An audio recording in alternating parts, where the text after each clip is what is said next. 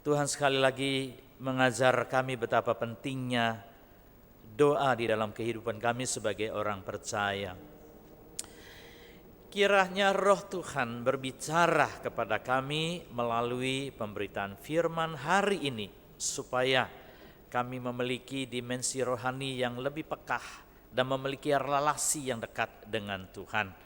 Terima kasih Tuhan, kami percayakan pemberitaan firman ini dari awal sampai akhir ke dalam tangan Tuhan. Di dalam nama Tuhan Yesus Kristus kami berdoa. Amin. Amin. Bapak Ibu yang dikasihi di dalam Tuhan, selamat pagi semuanya. Selamat pagi ya. Saudara, kalau di daerah-daerah tertentu ya, kalau mereka beribadah itu jalan kaki saudara ya. Ada yang jalan kaki 2-3 jam. Sampai di gereja badannya hangat. Jadi kalau kebaktian itu semangatnya luar biasa ya. Nah kalau di sini, di Surabaya, kota-kota besar, pakai AC ya. Udah AC apalagi saudara, cuacanya barusan hujan lagi ya. Pagi-pagi begitu ya saudara. Makanya kenapa kalau nyanyian itu harus dipakai ritme lah, pakai ini ya. Supaya memompa saudara masih supaya semangat ya. Tapi tetap juga enggak semangat, gimana ini saudara ya. Semoga saudara ya, begitu kita datang beribadah, masuk di dalam rumah Tuhan ya, dengan pujian, dengan semangat yang tinggi ya, untuk meresponi seluruh rangkaian liturgi. Saya percaya kalau saudara mulai dari awal sampai akhir, saudara meresponi liturgi ini ya dengan semangat yang tinggi, akan menjadi berkat bagi saudara. Amin saudara. Di dalam 1 bulan ini ya, bulan Maret ini kita bicara apa saja saudara? Bicara doa bukan? Ya, kita di persekutuan hamba Tuhan juga bicara, wah ini tiap minggu bicara doa nih. Semoga jemaat ini memiliki semangat doa ya. Firman Tuhan yang dibicarakan setiap minggu bisa menggugah saudara, dan ada yang lama sudah tidak pernah ikut kebaktian doa, bisa ikut doa. Ya, enggak pernah doa juga mau doa. Kita harus menyadari betapa pentingnya doa. Nah, saudara, mari kita membaca beberapa ayat ya dari kitab Ester pasal yang keempat. Silakan saudara menemukan Ester pasal 4 ayat 16 sampai 17, kita membaca bersama. Saya percaya saudara membawa Alkitab bukan? Mari kita membaca bersama Ester pasal 4 ayat 16 17. 1, 2, 3, pergilah, kumpulkanlah semua orang Yahudi yang terdapat di Susan, dan berpuasalah untuk aku, janganlah makan dan janganlah minum 3 hari lamanya, baik pada waktu malam, baik pada waktu siang. Aku serta dayang-dayangku pun akan berpuasa demikian. Dan kemudian aku akan masuk menghadap raja, sungguh pun berlawanan dengan undang-undang. Kalau terpaksa aku mati, biarlah aku mati. Maka pergilah Mordekai dan diperbuatnyalah tepat seperti yang dipesankan Ester kepadanya. Saudara, sampai di sini pembacaan firman Tuhan. Berbahagialah setiap orang yang sungguh mengamalkan firman di dalam kehidupannya. Amin saudara. Kalau kita sungguh-sungguh mengamalkan firman di dalam kehidupan kita, baru kita akan mengalami firman yang hidup di dalam kehidupan kita. Jadi firman itu bukan hanya dibaca, direnungkan, tapi diamalkan, artinya dilakukan di dalam perbuatan kita sehari-hari. Saudara, bagaimana kita bisa mengetahui seseorang sehat atau tidak? Semua orang mau sehat bukan? Siapa yang tidak mau sehat? Semua orang mau sehat saudara. Makanya kita sediakan poliklinik di samping ini saudara ya, supaya saudara tahu keadaan kesehatan saudara. Nah, biasanya orang berpikir kalau yang punya nafsu makan yang luar biasa itu pasti sehat ya, atau olahraga dan sebagainya. Tidak selalu saudara. Saya ini orang juga suka olahraga saudara. Olahraga pagi, jalan begitu saudara. Tapi bagaimana saya bisa tahu bahwa saya ini sehat? Ternyata saya tidak sehat saudara. Rapor saya tidak baik. Bagaimana seseorang bisa tahu dia sehat atau tidak? Ya dia harus ke lab saudara, lab untuk lab fungsi ginjalnya, ya hatinya, ya jantungnya, lemaknya, elektrolit dan sebagainya saudara. Setelah keluar lab itu baru tahu ya, saya ini asam uratnya hampir 9 saudara. Jadi kalau gatal-gatal baru tahu nih, gatal-gatal bukan karena kena jamur, rupanya asam urat, segel-segel ini asam urat. Enggak tahu. Loh kenapa suka semutan ya? Oh ternyata trigliseridnya adalah lemak dalam darah itu terlalu kental saudara. Jadi tidak berarti kalau saya tiap pagi jalan pagi itu pasti tandanya sehat. Belum tentu saudara. Harus ke lab yang bisa membuktikan Anda sehat atau tidak. Jadi Bapak Ibu yang nggak pernah lab harus di lab saudara. Jangan pikir saudara sehat loh ya. Tiba-tiba nanti masuk ke ICU, repot saudara. Demikian juga di dalam kehidupan rohani kita saudara. Bagaimana kita bisa tahu bahwa kita ini adalah orang yang memiliki sehat rohani? Kalau kita tidak membaca firman Tuhan, kalau kita tidak berdoa, bagaimana kita bisa mengerti dimensi rohani yang lebih dalam? Gak mengerti. Kita tidak mengerti saudara. Kita tidak bisa mengandalkan fisik kita, kedagingan kita untuk mengerti misteri Tuhan. Tidak bisa. Kita harus memasuki satu wilayah dimensi rohani itu dengan doa. Dan lebih dalam lagi doa puasa. Lalu orang berkata, apakah masih relevan pada zaman ini? Perlukah kita berdoa dan doa puasa? Sekarang serba cepat, apa saja yang kita inginkan jawabannya langsung ada. Apa perlu doa lagi? Orang berkata demikian. Kata siapa tidak perlu? Setiap minggu kita doa syafaat di sini. Doa buat negara dan bangsa. Kenapa doa untuk negara dan bangsa? Ada banyak persoalan yang tidak bisa diatasi oleh manusia. Pemerintah termasuk tidak bisa mengatasinya. Dan kita harus mendoakannya. Kata siapa? Doa puasa tidak penting. Kata siapa? Saudara tidak membutuhkan doa. Saudara kemarin ada seorang jemaat yang aktif di persekutuan doa dan juga di Filemon. Dia ditabrak saudara. Udah pakai helm loh saudara, usianya hampir 70 saudara, kasihan. Ya karena di jalan-jalan kecil dia mengatakan lebih enak pakai sepeda motor daripada mobil. Ditabrak saudara. Waduh, masuk ke rumah sakit. Sini pendarahan, sini pendarahan. Tulang rusuk. Ya sudah, sampai di situ kita doa. Terus sudah doa, saya pulang, istrinya telepon lagi, datang minta doa lagi.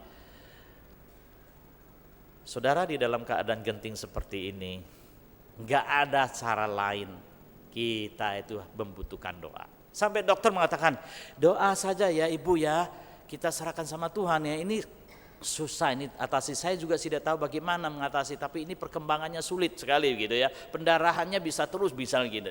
Manusia itu terbatas, dokter terbatas, pendeta juga terbatas, tapi Tuhan itu tidak terbatas. Bagaimana kita bisa menjangkau Tuhan, mengerti isi hati Tuhan, kehendak Tuhan, kuasa Tuhan, kalau saudara dan saya tidak membangun komunikasi doa yang baik dengan Tuhan. Nah saudara, hari ini kita akan belajar di bagian kitab Ester. Saudara tahu di dalam perjanjian lama ada 2 kitab yang menggunakan nama perempuan. Tahu kitabnya apa? Tahulah ya. Kitab Deborah dan bukan Deborah. Kitab apa? Kitab Rut dan kitab Ester. Ya. Nah, kalau enggak tahu kitab-kitab, ikut pembinaan Bapak Ibu, ikut pemuritan ya, supaya tahu. Di dalam budaya orang Yahudi tidak selalu menonjolkan wanita di dalam peristiwa-peristiwa yang penting. Tapi karena kedaulatan dan Allah ingin menyatakan peristiwa-peristiwa penting yang bekerja pada beberapa perempuan itu, maka Allah ya mengizinkan dan memakai mereka. Selain tokoh-tokoh yang banyak perempuan, dan ada 2 kitab, kitab Rut dan kitab Ester, saudara. Ya, ini menyenangkan sekali. Jadi kita melihat bahwa tidak semua wanita itu ditonjolkan, ya, kecuali ya kedaulatan atau kehendak Tuhan menginginkan berita-berita penting yang ditonjolkan melalui wanita-wanita yang dipilih oleh Allah itu sendiri. Nah, saudara, kita akan melihat Ester itu siapa, dia hidup pada zaman apa. Saudara, menarik adalah bahwa Ester itu hidup pada zaman Raja Ahasweros, kerajaan Persia. Saudara, kerajaan Persia itu luar biasa, dia menguasai 127 provinsi atau daerah. Silakan saudara baca pasal pertama. Raja Ahasweros memiliki kekuasaan yang luar biasa, kekayaannya dan kekuatannya dari India sampai ke Ethiopia. Wah, itu luar biasa. Kalau sekarang bisa memiliki kekuasaan seperti itu, luar biasa saudara. Disitulah kita melihat, ya, Ester, seorang perempuan, ya, yang biasa tinggal di dalam kekuasaan Ahasweros. Nah, kita akan melihat sedikit siapakah tokoh-tokoh penting, ya, di dalam kitab Ester ini. Ada beberapa, ya, key person, orang-orang penting di situ, yaitu Ester sendiri, yaitu Mordekai, Raja Ahasweros, dan Haman. Ya, ingat 4 orang ini, Ester, Mordekai, Ahasweros, dan juga Haman. Saudara, kita akan belajar beberapa hal di dalam kitab Ester ini. Yang pertama adalah Ester terpilih sebagai ratu. Ini adalah satu event yang luar biasa, ya, peristiwa yang sangat-sangat menarik sekali. Dan kita tahu bahwa rencana Allah tidak pernah gagal dan tidak pernah mengingkari janjinya. Allah mengatakan dia akan memberkati Abraham dan keturunannya akan banyak seperti di pasir maupun bintang di langit. Bahkan mereka akan menjadi berkat bagi banyak orang. Tapi di dalam perjalanan kita melihat umat Tuhan juga tidak lancar, saudara. Ya, kadang mereka mengalami hukuman Tuhan, kadang mereka juga mengalami kesulitan, bahkan ditawan, saudara. Tetapi janji Tuhan iya dan pasti tidak pernah berubah. Tuhan akan menyertai umatnya dan Tuhan berjanji akan memulihkan umatnya dan menjaga umatnya, saudara. Dan kita melihat Ester itu siapa sebetulnya, saudara? Ester itu bukan siapa-siapa, saudara. Ester itu orang biasa sebetulnya. Ya, dia itu yatim piatu, saudara. Saudara tahu yatim piatu itu apa? Loh, ini kok lompat ya?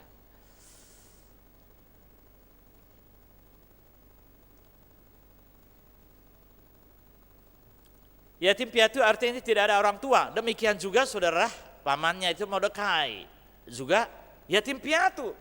Mereka adalah orang-orang Yahudi yang tinggal di Persia. Dalam tanda petik mereka adalah orang-orang buangan, keturunan buangan. Tapi mereka tidak pulang dari pembuangan, saudara, masih ada di sana. Jadi Ester adalah seorang wanita yang sederhana, yang tidak punya apa-apa. Dan mereka adalah orang minoritas di Persia, kerajaan besar itu.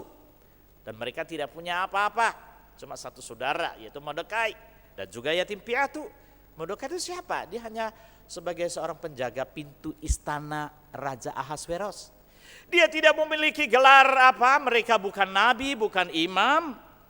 Perhatikan saudara, mereka adalah orang biasa. Tapi Tuhan memakai Mordekai dan Ester. Kalau istilah sekarang tuh saudara, Mordekai itu dengar di istana itu ada semacam perlombaan, ya, artinya raja ingin mencari ratu baru, ya, karena gara-gara ratu Wasti itu tidak mendengarkan raja, jadi raja itu marah, jadi raja itu cari ratu baru, saudara. Jadi kontes ratu ini ya. Nah, saudara, mestinya Mordekai merasa minder, tidak mampu begitu, tapi lain, saudara. Mordekai ada satu semangat, ya. Dia mengajukan Ester, ya. Dia melihat Ester ini cantik, ya. Bukan cantik tapi sifatnya juga bagus. Jangan-jangan ini bisa jadi ratu, begitu, saudara, bisa terpilih, saudara. Lalu Mordekai, saudara, dan mendorong Ester untuk ikut kontes pemilihan ratu.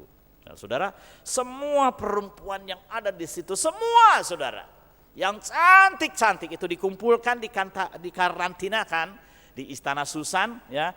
Kemudian mereka itu dirawat selama 12 bulan, ya. Dikasih ramuan rempah-rempah, ya. Kalau zaman sekarang ini bagaimana perempuan-perempuan cantik itu dirawat, saudara? Ada orang mengatakan ya mandi lilin lah, ya, mandi susu, ya, air madu, kira-kira begitu, saudara. Jadi waktu itu wanita-wanita sudah cantik itu dimandi, ya, dengan rempah-rempah, ramuan-ramuan supaya kelihatannya halus, cantik, harum, pokoknya luar biasa. Tapi itu banyak, saudara, ada banyak wanita yang cantik di depan ada Ahasuerus. Tapi Alkitab mengatakan, tetapi hanya Ester yang mendapat kasih karunia dari raja. Dalam pasal 2 ayat 7 dikatakan gadis itu elok perawakannya dan cantik parasnya. Ester dikasihi oleh baginda lebih daripada semua perempuan lain, dan ia beroleh sayang dan kasih baginda lebih daripada semua anak darah lain. Sehingga baginda mengenakan mahkota kerajaan ke atas kepalanya dan mengangkat dia menjadi ratu ganti Wasti. Oh, saudara, luar biasa. Kita melihat ayat ini mengatakan bahwa Ratu Ester dipilih dan dipakai menjadi pendamping raja yang luar biasa. Siapakah Ester itu? Sebetulnya dia adalah gadis desa, bekas pembuangan. Dia adalah yatim piatu sebagai warga asing yang hidup minoritas dan tidak memiliki apa-apa. Tapi dia berubah menjadi ratu Raja Ahasuerus. Saudara, siapa yang akan merubah nasibnya? Yaitu Tuhan Yahweh Allah yang hidup, yang berjanji untuk memulihkan bangsa dan umatnya. Jadi Allah menggenapkan janjinya. Bukan karena kelebihan Mordekai, bukan karena kecantikan Ester juga. Ada banyak wanita cantik tapi tidak mendapatkan kasih karunia dari seorang raja. Saudara, disinilah kita melihat bahwa kalau rencana Allah sudah berlaku atas kita, kita yang tidak ada siapa-siapa dan tidak memiliki apa-apa akan menjadi siapa, ya. Bahasa Inggris mengatakan when you are nothing become something, ya. Ketika kamu tidak ada apa-apa, kamu akan menjadi apa-apa. Ketika Tuhan bekerja di dalam dirimu, engkau merasa tidak ada apa-apanya. Tetapi apabila Tuhan bekerja di dalam dirimu, kalau rencana Allah akan digenapi di dalam dirimu, yang tidak ada apa-apa menjadi sesuatu. Nothing becomes something, saudara. Saudara ingat Yusuf? Dia adalah orang yang biasa, dijual sama kakaknya. Dia dimasukkan di dalam penjara karena difitnah sama Potifar. Dan dia tidak bisa berbuat apa-apa, saudara, sebagai seorang tahanan. Tapi kasih karunia Tuhan menyertai. Dan Raja Firaun juga mengatakan bahwa dia memiliki satu mimpi yang tidak bisa dijelaskan oleh siapapun juga. Tapi Tuhan pakai Yusuf. Siapakah Yusuf? Dia adalah anak muda yang biasa. Tapi Tuhan memberikan dia hikmat bijaksana. Dan menjelaskan mimpi itu kepada Raja Firaun. Dan Raja Firaun tertarik. Kemudian mengangkat dia menjadi Perdana Menteri di Mesir. He is nothing become something, saudara. Dia adalah orang yang biasa menjadi orang luar biasa. Saudara, di dalam kehidupan kita pun juga demikian. Kita jangan berpikir, oh hari ini saya sudah menjadi pejabat, hari ini saya sudah menjadi orang yang sukses. Kita lupa bahwa Allah yang bekerja di dalam diri kita, yang dulu tidak memiliki apa-apa, yang papa miskin, tidak berdaya, Allah menjadikan Anda menjadi orang yang betul-betul berguna. Sebagai orang percaya, kita harus sensitif bahwa semua ini karena kasih karunia Tuhan. Ada seorang pemuda yang bersaksi, dia mengatakan, saya ini tidak memiliki apa-apa, tapi saya bisa studi di Amerika sampai pulang dengan S3. Oh, dia membanggakan. Lalu mamanya ingatkan, hei nak, kamu lupa, itu bukan karena kepintaranmu. Hei nak, itu bukan karena kebolehanmu. Kamu tahu, mama ini meratap tangis berdoa untuk kamu bertahun-tahun. Kamu jangan lupa, itu semua anugerah Tuhan. Saudara, Esther yang tidak ada apa-apa, dia adalah gadis sederhana, yatim piatu. Dia bisa dipilih menjadi ratu, Raja Ahasveros yang memiliki kekuasaan yang luar biasa itu. Itu kasih karunia Tuhan yang buat Raja Ahasveros tergerak untuk pilih dia. Saudara, kalau kita dekat dengan Tuhan, Tuhan akan membuka jalan dan membuka berkat buat kita. Meskipun saudara mengatakan, saya tidak punya modal, saya tidak cakep, saya tidak pintar. Tapi apabila saudara mengandalkan Tuhan, saudara percaya janji Tuhan dan pernyataan Tuhan, walaupun Anda itu nothing, tapi Anda akan satu hari menjadi something. Amin, saudara. When you're nobody, God will make you become somebody, saudara. Ketika engkau menjadi seorang tidak ada apa-apa, Tuhan akan menjadikan saudara menjadi seorang yang memiliki apa-apa. Saudara, Esther terpilih sebagai ratu. Ini adalah kisah yang menarik, bukan? Dia bukan orang biasa. Dia orang biasa tapi menjadi orang biasa. Satu hari saudara, mungkin anak saudara atau siapa saja, mungkin akan menjadi orang yang luar biasa. Tapi ingat, semua itu karya Tuhan. Saudara, yang kedua kita akan melihat Esther menghadapi isu pembantaian, ya, dengan doa puasa. Nah, ini yang menarik bagi kita, yang ingin kita pelajari. Orang-orang zaman sekarang ini, ya, tidak menganggap bahwa doa puasa itu penting di dalam kehidupan kita. Tapi kita akan melihat di dalam kisah ini betapa pentingnya, saudara. Ya, Esther menghadapi isu pembantaian, ya, dengan doa puasa. Tentu, saudara, ini Tuhan punya maksud yang baik ketika Tuhan mengizinkan Esther menjadi ratu mendampingi Raja Ahasveros. Saudara, di situ dikatakan bahwa raja itu sangat kaya, mewah, hidupnya makmur luar biasa. Kalau saudara membaca pasal 1 ayat 4 dikatakan demikian. Di samping itu baginda memamerkan kekayaan kemuliaan kerajaannya dan keindahan kebesarannya yang bersemarak berhari-hari lamanya sampai 180 hari dia pesta. Luar biasa, saudara. Saya pernah dengar di Surabaya orang cerita ada orang yang pesta 3 hari, tiga hari maksudnya, ya. Di dalam 3 hari itu dikatakan membagi HP iPhone 60 biji, saudara. Itu seingat saya orang cerita begitu saja. Kemudian, ya, setiap orang, ya, nanti setelah selesai pernikahan dikasih souvenir, kan? Souvenirnya emas 10 gram, saudara. Emas 10 gram. Lalu dia cerita gini, nah kalau kamu mau pesta, mempestakan orang dan supaya orang-orang yang datang pesta itu enggak pulang, ya, harus kasih hadiah. Ya kayak gini, kayak HP, handphone, lalu yang pulang ya baru dikasih emas 10 gram. Wah, pasti bertahan semua, saudara, ya. Walaupun sudah ngantuk pasti bertahan. Ya, emas 10 gram ya, saudara, diberi dengan cuma-cuma. Siapa enggak mau? Apalagi suami istri 2, bawa anak lagi, mantu lagi, ya dapat 4, saudara. Lumayan kan, saudara. Kalau ada acara begini, saudara, jangan lupa info saya ke Pak Alim juga, ya. Kita mau ini ya, dapat juga ya, dapat HP, dapat emas, saudara. Saudara, luar biasa, Raja Ahasveros. Dia pesta, dia menikmati segala sesuatu. Selama berapa saudara? 180 hari, berapa bulan itu saudara? Lebih dari 3 bulan pestanya. Ya. Kalau kita pesta 1 hari, uangnya sudah entek saudara. Wah, ini luar biasa ya. Ini menunjukkan kekuasaan Ahasveros luar biasa, kekayaannya luar biasa. Ya, dan kemampuannya, otoritasnya luar biasa. Dan tidak ada seorang pun yang bisa menggoyahkan pendiriannya, tidak ada seorang pun.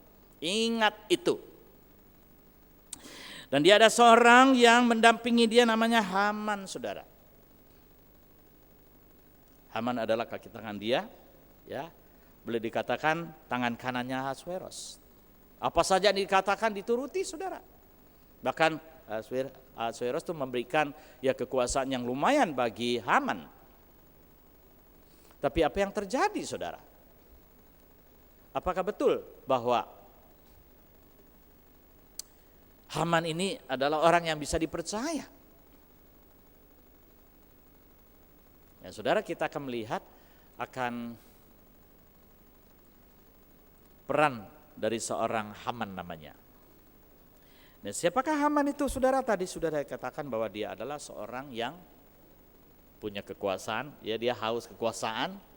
Buktinya, saudara, setiap orang yang berhadapan dengan dia itu harus menundukkan kepala dan menyembah, saudara. Tapi ada satu orang yang duduk di situ, saudara, ada satu orang yang duduk di situ namanya Mordekai. Dia tidak mau menyembah Haman itu. Dia berpikir, siapa kamu? Kenapa saya harus sembah kamu? Dia adalah orang Yahudi yang tidak sembarang menyembah orang, kecuali Tuhan yang disembah. Wah, saudara, Haman ini marah besar.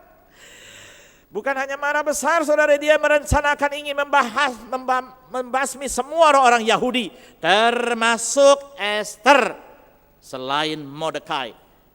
Dan seluruh orang Yahudi yang ada di kota Susan itu akan dibantai oleh Haman. Saudara, ketika Mordekai mendengar berita ini, dia bergemetar, saudara. Kenapa? Karena Haman ini jahat, saudara. Haman ini memang mau membunuh Mordekai. Karena itu dia membuat tiang sula, saudara, 50 meter, saudara. Tingginya luar biasa. Tiang sula yang disediakan untuk menghukum Mordekai yang tidak mau menyembah dia. Itulah timbul isu pembantaian. Itulah timbul gejolak orang-orang Yahudi, kegelisahan hati Mordekai. Dan ini adalah kritis buat mereka menghadapi, karena mereka adalah orang minoritas yang tidak bisa berbuat apa-apa. Saudara, demikianlah kalau keadaan orang-orang minoritas di Indonesia, ya, kalau sudah mengalami kesulitan, sudah tidak bisa berbuat apa-apa. Maka Mordekai menghadap Ester. Apa sih yang bisa dilakukan Ester? Karena dia berpikir, Ester ini kamu ratu, kamu bisa ngomong sama raja. Tapi tidak gampang, saudara. Orang menghadap raja itu, kalau raja mengeluarkan tongkat emasnya, saudara, dia baru boleh bicara. Kalau tidak mengeluarkan tongkat emas, dia tidak boleh menghadap raja, saudara. Jadi nggak boleh sembarang. Ratu sekalipun kalau raja manggil baru boleh datang. Kalau enggak manggil enggak boleh datang. Kalau enggak panggil datang berarti ada sesuatu nih. Dan itu belum tentu diizinkan atau didengar kata-katanya. Saudara, ini adalah keadaan genting yang dihadapi oleh Mordekai pada waktu itu. Bagaimanakah perasaannya dalam menghadapi keadaan seperti itu, saudara? Lalu Mordekai mengadu kepada Ester, dia mengatakan bahwa Haman orang yang jahat itu dia akan membasmi kita semua. Kalau kamu tidak menolong, termasuk kamu juga akan dibunuh. Saudara, bacaan yang kita baca tadi, maka Ester menyuruh menyampaikan jawaban itu kepada Mordekai. Jadi Ester menyanggupi permintaan Mordekai. Maka pergilah, kumpulkanlah semua orang Yahudi yang terdapat di Susan dan berpuasalah untuk aku. Janganlah makan dan janganlah minum 3 hari lamanya, baik pada waktu malam, baik pada waktu siang. Aku beserta dayang-dayangku pun akan berpuasa demikian, dan kemudian aku akan masuk menghadap raja. Sesungguhnya berlawanan dengan undang-undang, kalau terpaksa aku harus mati. Saudara, berita ini berita yang cukup menggemparkan, bukan? Dan ini adalah satu hal yang luar biasa. Jadi Ester menyanggupi akan permintaan Mordekai untuk menghadapi pembantaian ini. Tapi sebetulnya walaupun dia sebagai seorang ratu, dia tidak berdaya, saudara. Karena dia juga tidak memiliki kuasa untuk memerintah kecuali raja. Dia hanya mendamping, saudara, sebagai seorang ratu. Tidak ada yang lain kecuali doa puasa yang bisa diandalkan oleh Ester dan orang-orang Yahudi untuk menghadapi pembantaian ini.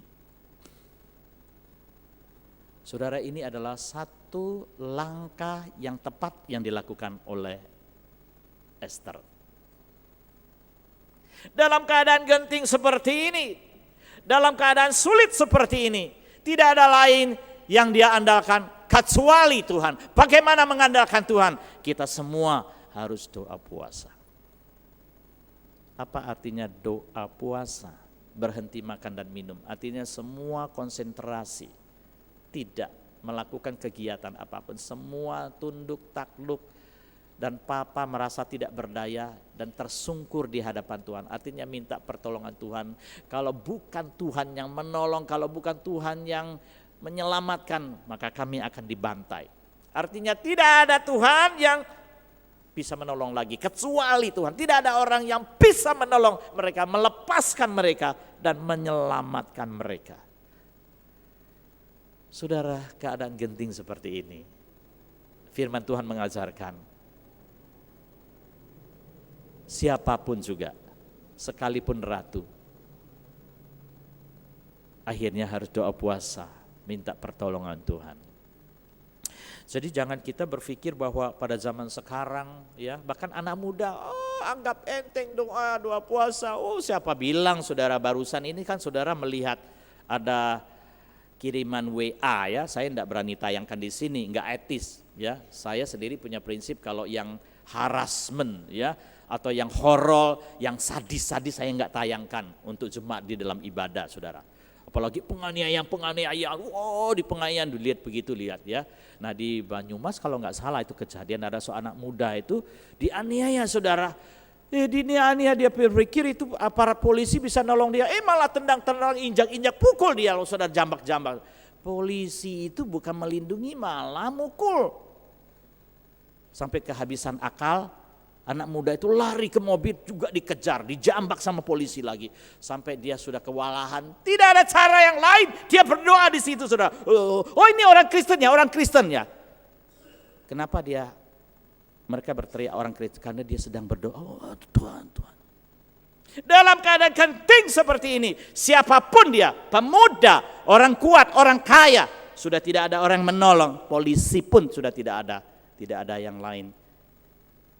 Only God, Allah yang kita butuhkan, Tuhan Yahweh. Saudara, jangan berpikir, wah ini udah puasa untuk apa, tidak penting, saudara. Satu hari kita membutuhkannya. Itu yang kita lihat Ester pada waktu keadaan seperti itu. Tidak ada diskusi yang lain, tidak ada cara yang lain, doa puasa. Dan dia menghimbau semua orang Yahudi melakukan doa puasa. Dia yakin bahwa Allah akan bekerja. Dia yakin bahwa Allah akan bertindak sesuatu. Seperti apa? Dia tidak tahu. Saudara, di Nehemia saya juga tertarik di dalam kisah itu.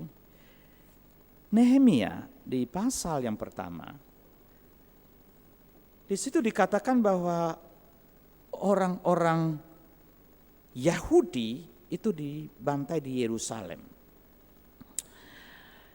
Jadi Nehemia itu menulis begitu di pasal yang pertama ayat ketiga. Kata mereka kepadaku, orang-orang yang masih tinggal di daerah sana yang terhindar dari penawanan ada dalam kesukaran besar. Dan dalam keadaan tercela, tembok Yerusalem telah terbongkar dan pintu-pintu gerbangnya telah terbakar. Ketika aku mendengar berita itu, demikian kata Nehemia, duduklah aku menangis dan berkabung selama beberapa hari. Aku berpuasa dan berdoa di hadirat Allah semesta langit. Tidak ada cara yang lain ketika dia melihat umatnya, kota Yerusalem, kota yang menjadi kebanggaan orang Yahudi dihancurkan. Dan tidak ada seorang lagi yang bisa menolong kecuali Tuhan. Bagaimana caranya? Berdoa puasa di hadapan Tuhan. Saudara, tidak lama lagi kita akan mengadakan doa puasa. Dan kami ingin ada event-event tertentu. Kalau seluruh jemaat spend time, sediakan waktu, sungguh-sungguh datang berdoa, berpuasa bersama. Tuhan akan berkarya, Tuhan akan bekerja. Amin saudara. Dia bekerja untuk keluarga Anda, untuk usaha Anda, untuk masa depan anak-anak saudara, gereja dan juga negara dan bangsa. Peran kita, fungsi kita adalah kita merendahkan hati kita, berdoa puasa di hadapan Tuhan. Saudara, saya segera mengakhiri bagian yang ketiga. Tuhan itu memakai Ester untuk menyelamatkan umatnya. Ya, Tuhan tidak pakai imam pada waktu itu, nabi pada waktu itu, orang-orang hebat. Tuhan pakai siapa? Ester yatim piatu itu yang menjadi ratu untuk menyelamatkan bangsa. Tuhan bisa pakai saudara yang sederhana. Tuhan tidak pakai pendeta atau majelis. Tuhan pakai saudara. Yang selama ini saudara merasa bahwa saya ini tidak ada apa-apa. Tapi Tuhan mau pakai saudara. Itu haknya Tuhan. Itu kedaulat Tuhan. Yang menjadikan saudara sebagai alat untuk melakukan sesuatu bagi pekerjaannya. Amin saudara. Jadi jangan menganggap enteng diri kita. Buka dirimu, Tuhan akan bekerja. Saudara, biasanya kalau orang menghadapi persoalan, mereka cenderung menghindar. Tapi Ester tidak demikian. Tidak demikian saudara, dia menawarkan diri bukan? Lalu apa katanya? Di bagian akhir tadi.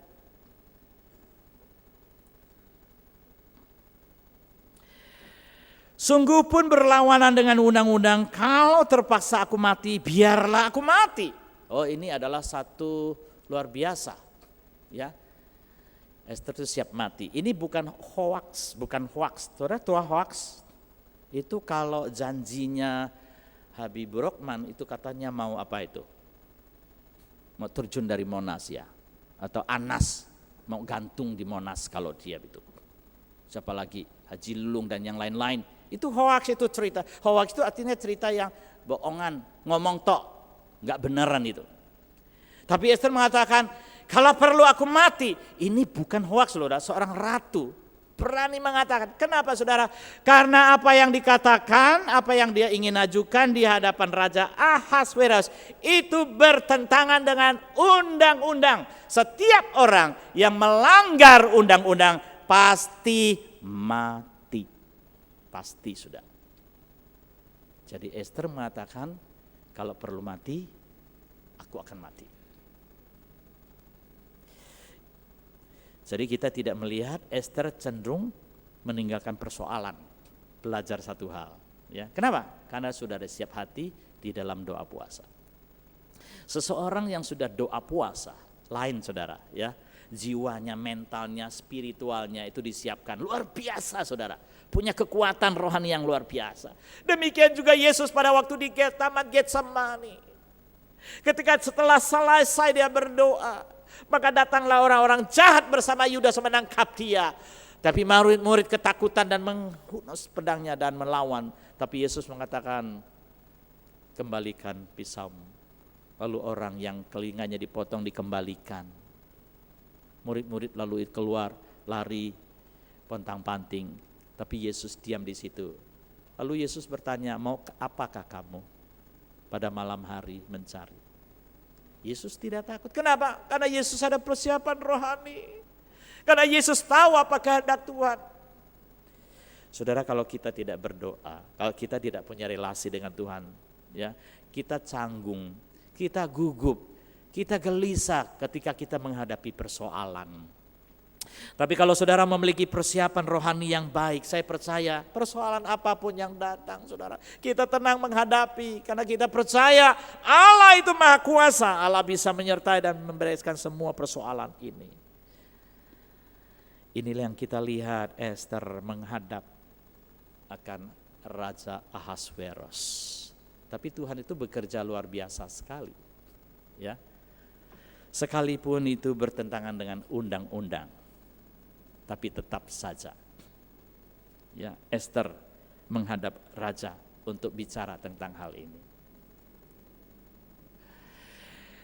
Nah saudara, Esther bicara tentang membongkar masalah ini. Tetapi sebelumnya saudara, kita melihat ada satu adegan yang luar biasa, yaitu Haman pada waktu itu.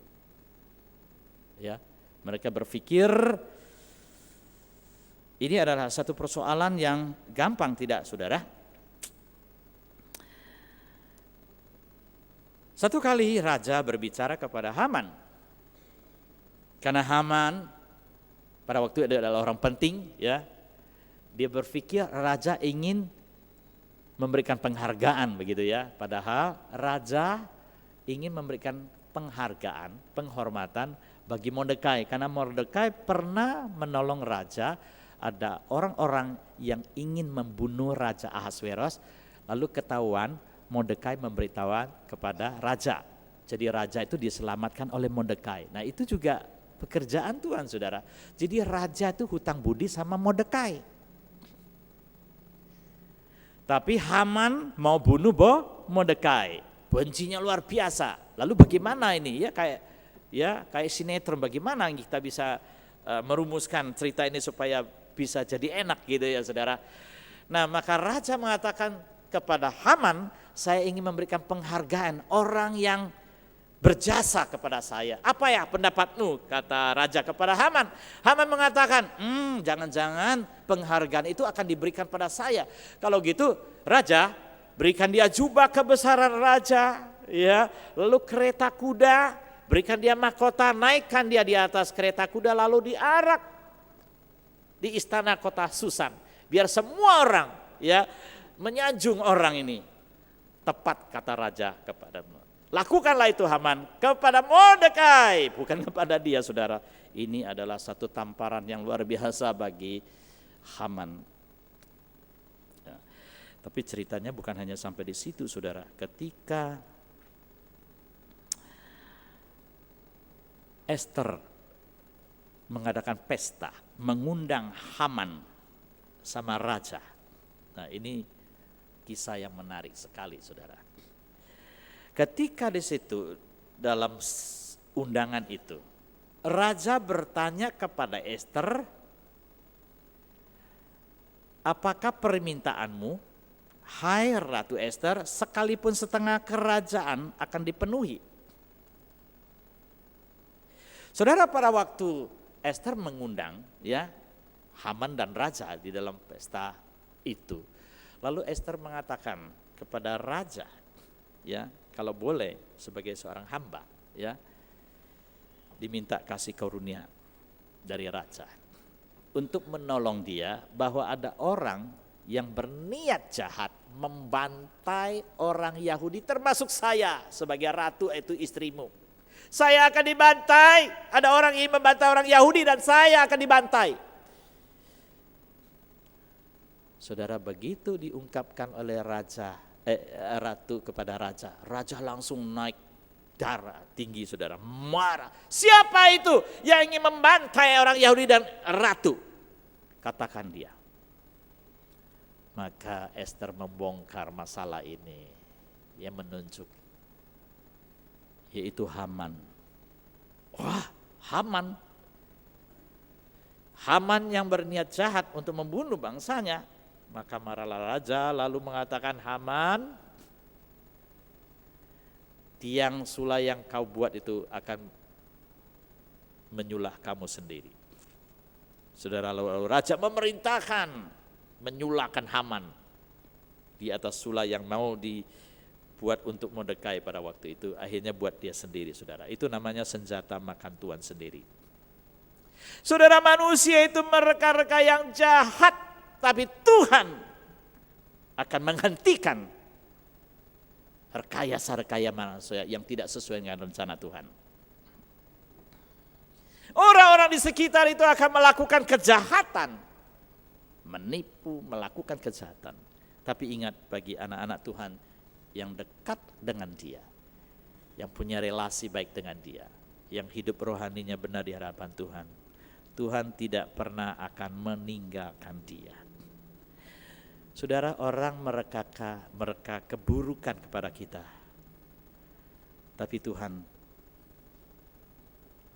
akan menolong kita. Siapapun, kita tidak takut kalau kita berjalan di jalan yang benar. Amin, saudara.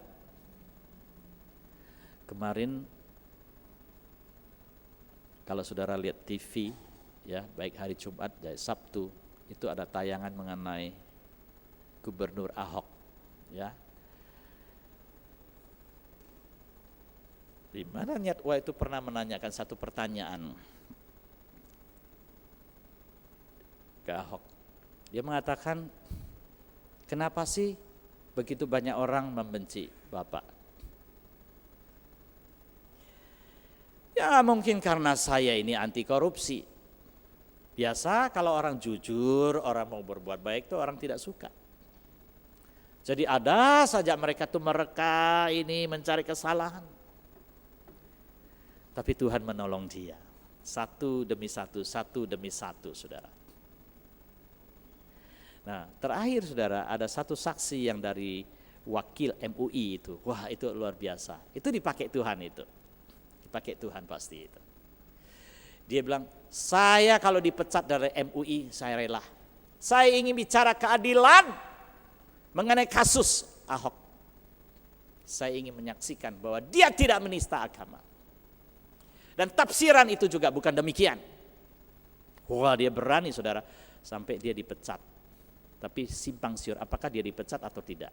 Masih, tapi beritanya ada simpang siur. Ada yang mengatakan sudah dipecat, ada yang juga mengatakan masih di dalam pembicaraan. Tapi dia sudah siap, seperti Esther, ya. Saya sudah siap kalau mati untuk kebenaran firman Tuhan. Bapak Ibu yang dikasih dalam Tuhan, kiranya melalui pemberitaan firman hari ini, ya, kita belajar dari Esther yang tidak ada apa-apa itu dipilih jadi Tuhan, ya, dipilih jadi seorang ratu, bukan dari kehebatan kita. Ketika dia menghadapi segala permasalahan, hal yang begitu genting, ingat, bukan pengetahuan, bukan kekayaan, bukan kekuatan kita. Kembali kita tersungkur di hadapan Tuhan, berdoa puasa. Di situ kita akan menemukan kuasa Tuhan yang bekerja. Di situ kita akan menemukan kehendak Tuhan. Asalkan kita sungguh menghadap Tuhan. Kami percaya melalui event-event doa sampai doa puasa, apabila saudara terus mendekatkan Tuhan, saudara akan menemukan karya Tuhan di dalam hidup saudara. Saudara akan menemukan kehendak Tuhan. Saudara akan menemukan berkat-berkatnya. Amin, saudara. Kiranya firman ini menjadi berkat bagi kita semua. Mari kita berdoa. Saudara yang dikasihi di dalam Tuhan, marilah kita mengambil satu tekad di hadapan Tuhan. Jangan menganggap enteng doa atau doa puasa itu tidak penting di dalam kehidupan kita. Selama ini kita sangat monoton di dalam kehidupan iman kita. Mari saudara kita membangun kehidupan rohani kita. Mulai dengan doa dan doa puasa. Biarlah Tuhan memberikan kesempatan bagi saudara untuk evaluasi dan mengintrospeksi diri. Tuhan boleh memberkati, menolong setiap saudara. Bapa kami yang ada di dalam surga, terima kasih untuk segala berkat dan pertolongan-Mu. Kiranya kuasa dan kasih Tuhan sekali lagi menolong setiap anak-anak-Mu ketika kami mendengar firman ini. Biarlah kami ingat selalu bahwa kami membutuhkan Tuhan, bukan Tuhan membutuhkan kami. Di dalam segala permasalahan, kesulitan, dan kekurangan, kekhawatiran pada masa depan kami, hanya Tuhan yang tahu, hanya Tuhan yang bisa menolong dan juga mengarahkan kehidupan kami. Sekali lagi Tuhan, kami percayakan jemaat-Mu, setiap kami siapapun juga, kami berdoa Tuhan, biarlah Engkau memelihara iman dan kehidupan doa kami. Berkati gereja-Mu, berkati segala rencana dan pelayanan kami. Di dalam nama Tuhan Yesus Kristus kami berdoa. Amin.